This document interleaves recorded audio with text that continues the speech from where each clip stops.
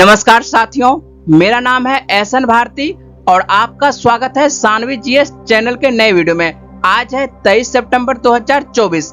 हम लोग 22 और 23 सितंबर से जितने भी करंट अफेयर्स के महत्वपूर्ण क्वेश्चन बन सकते हैं उस सभी पर डिस्कस करेंगे।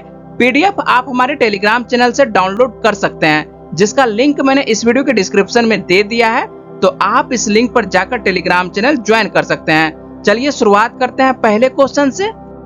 पहला क्वेश्चन है, अंतर्राष्ट्रीय सांकेतिक भाषा दिवस प्रतिवर्ष दुनिया भर में कब मनाया जाता है? तो अंतर्राष्ट्रीय सांकेतिक भाषा दिवस जो है 23 सितंबर को मनाया जाता है।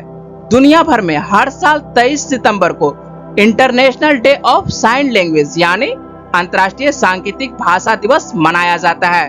जो लोग बोल या सुन नहीं पाते हैं उनके लिए सांकेतिक भाषा बहुत मायने रखता है। इसमें शरीर के हाव भाव से व्यक्ति से बातचीत की जाती है। इसी हाव भाव को साइन लैंग्वेज कहा जाता है। क्या है सांकेतिक भाषा? जब हम शरीर के अंगों के माध्यम से अपनी बात करते हैं तो यह सांकेतिक भाषा कहलाता है। जैसे कोई सुन नहीं पाता है तो उसे उंगलियों या हाथ के इशारों के माध्यम से अपनी बात समझाते हैं। दिव्यांग लोगों के लिए सांकेतिक भाषा काफी महत्व रखता है।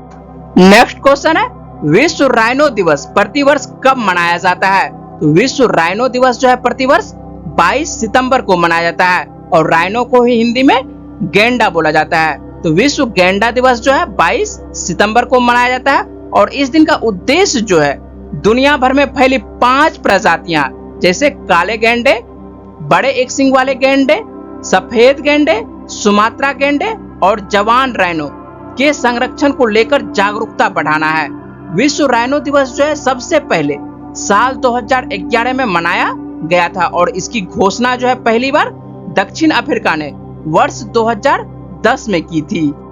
नेक्स्ट क्वेश्चन है, विश्व नदी दिवस प्रत्येक वर्ष कब मनाया जाता है? तो विश्व नदी दिवस जो है प्रत्येक वर्ष सितंबर के चौथे रविवार को मनाया जाता है और इस बार जो है 2024 में यह 22 सितंबर को मनाया गया है और इसका उद्देश्य जो है नदियों के प्रति लोगों को जागरूक करने और उनके संरक्षण को प्रोत्साहित करना है। विश्व नदी दिवस पहली बार जो है 2005 में मनाया गया था। नदियां किसी भी देश की समृद्धि को बढ़ाने में सबसे बड़ा योगदान देती है। नदियों के किनारे ही कितनी संस्कृतियां जन्मी और पली बढ़ी है। भारत में कुल 400 से ज्यादा नदियां बहती है। विश्व नदी दिवस 2024 की थीम क्या है? तो 2024 की थीम जो है एक सतत भविष्य के लिए जलमार्ग है। तो विश्व नदी दिवस 2024 की थीम क्या है? एक सतत भविष्य के लिए जलमार्ग है। आइए आप लोगों को भारत की नदियों से जुड़े कुछ महत्वपूर्ण तथ्य बता देते हैं। जैसे भारत की सबसे लंबी नदी कौन सी है? तो भारत की सबसे लंबी नदी जो है गंगा नदी है और इसकी लंबाई कितनी है? तो गंगा नदी की जो लंबाई है 2525 किलोमीटर है। भारत की दूसरी सबसे लंबी नदी कौन है? भारत की दूसरी सबसे लंबी नदी जो है गोदावरी नदी है और इसकी लंबाई कितनी है? तो 1464 किलोमीटर है। बिहार का शोक कौन सी नदी को कहा जाता है? बिहार का शोक जो है कोसी नदी को कहा जाता है, क्योंकि इसमें बहुत बाढ़ आती है जिससे करीबी इलाकों में बहुत नुकसान होता है। भारत की सबसे छोटी नदी कौन सी है?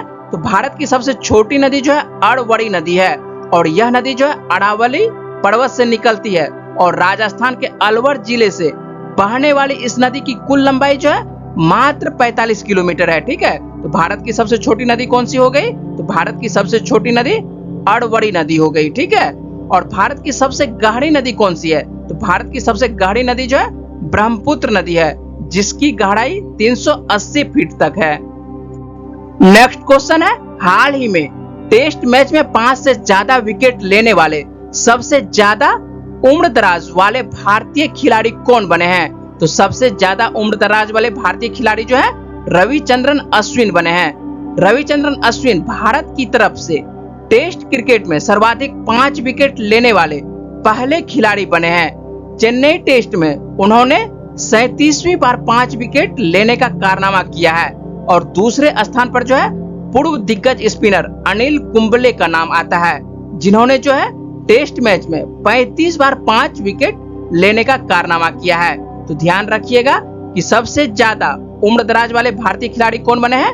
तो रविचंद्रन अश्विन बने हैं, जिन्होंने 37वीं बार 5 विकेट लेने का कारनामा किया है। और ये जो आप तस्वीर देख रहे हैं, ये रविचंद्रन अश्विन की तस्वीर है। नेक्स्ट क्वेश्चन है, हाल ही में 400 अंतरराष्ट्रीय विकेट तक पहुंचने वाले 10वें भारतीय गेंदबाज कौन बने हैं? तो जसप्रीत बुमराह बने हैं। जसप्रीत बुमराह ने 400 अंतरराष्ट्रीय विकेट लेने वाले 10वें भारतीय गेंदबाज बनकर एक महत्वपूर्ण उपलब्धि हासिल की है, जो भारतीय क्रिकेट के लिए एक महत्वपूर्ण अवसर है।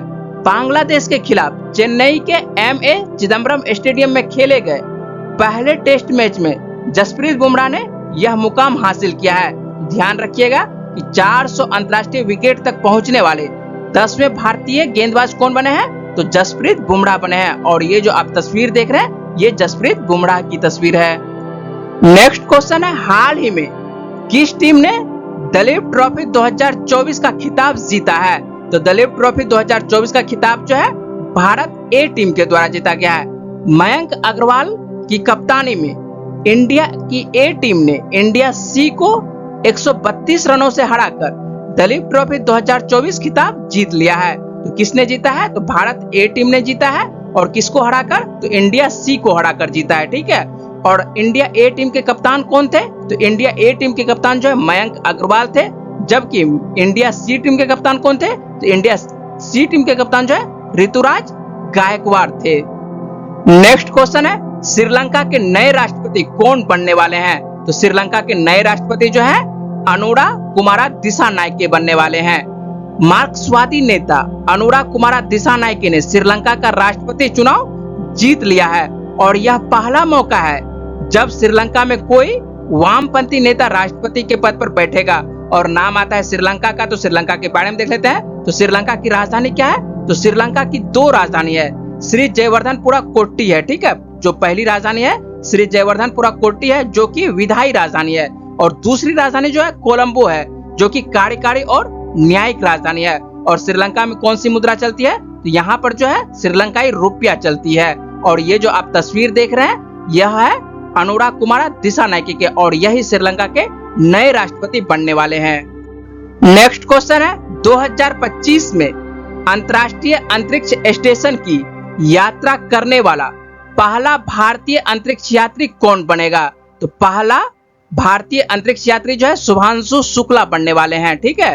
भारतीय वायुसेना के ग्रुप कैप्टन शुभांशु शुक्ला 2025 में अंतर्राष्ट्रीय अंतरिक्ष स्टेशन के लिए एक्सियोम 4 मिशन का संचालन करने के लिए चुना गया है, जो इस यात्रा पर जाने वाले पहले भारतीय अंतरिक्ष यात्री के रूप में एक ऐतिहासिक उपलब्धि है। ठीक है।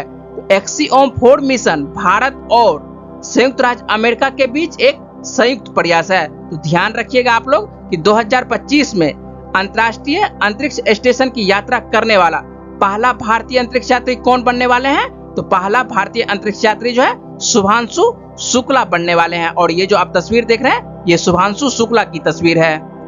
नेक्स्ट क्वेश्चन है, किस देश ने क्रॉस स्ट्रेट जोड़ों के लिए समान लिंग विवाह को आधिकारिक तौर पर मान्यता दी है?